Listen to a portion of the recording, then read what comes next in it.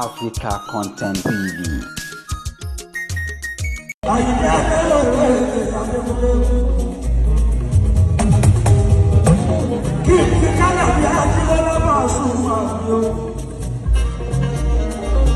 Ọmọ ìyàwó àná àdìbọ́lá alábùkún wá sí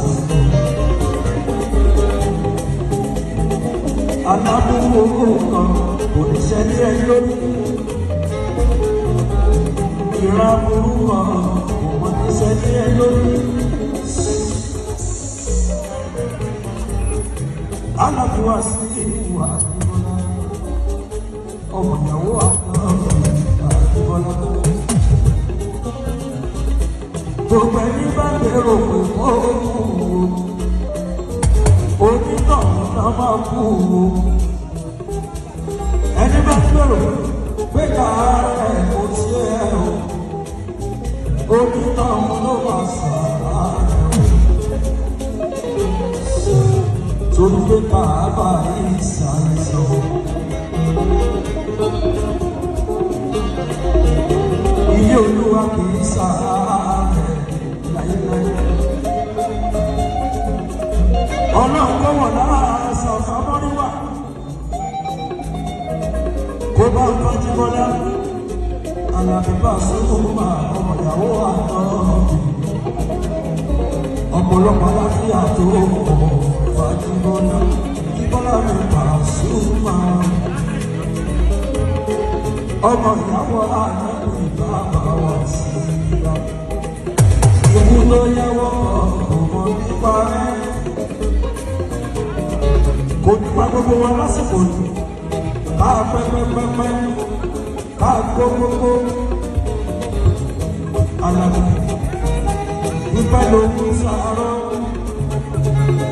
Àjíbọ́lá ọmọ rẹ̀ wá sí òun Àlàbí. Àlàbí Pasuma òun.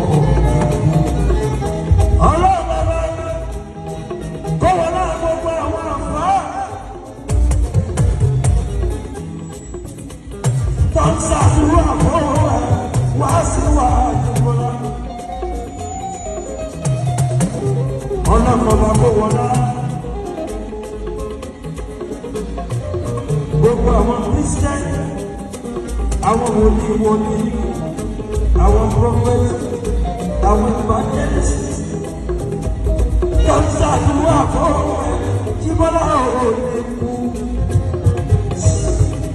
èmi náà ò lè kú o. Ọlọ́kọ̀wọ́ náà gbogbo àwọn aláṣẹ, ọlọ́kọ̀wọ́ náà gbogbo àwọn babaláwo. Àlàbí Pasuma òkú ìlú láyé. Alálàbí bá ṣe rí tí mo wà tó. Bàbá bá jẹ́ ọ̀dàrí kò ṣe mọ́, ọba ọ̀sán bàbá àṣàkó ṣe. Àjímọ́lá bá ṣe rí tí mo wà tó. Bàbá bá jẹ́ ọ̀dàrí kò ṣe mọ́, ọba ọ̀sán bàbá àṣàkó ṣe. Olúwa ló ṣàṣọ, Olúwa ló ṣàṣọ. Pàṣọ, Olúwa ló ṣàṣọ. Olúwa ló ṣàṣọ. Òṣìṣẹ́ ìtìnà wa ń dọ̀ ní Àjíbọ́lá. Òṣìṣẹ́ Olúwa ń dọ̀ ní Àjíbọ́lá. Olúwa ló ṣàṣọ. Ọmọ ìyàwó àná Àlàbí. Òjòkú máa ń lọ́wọ́ àlàbí wá sí Àlàbí. Ikú kò ní pa lọ́la ọ̀nà Àlàbí. Wàá kó pẹ̀lú òun sáwọ́.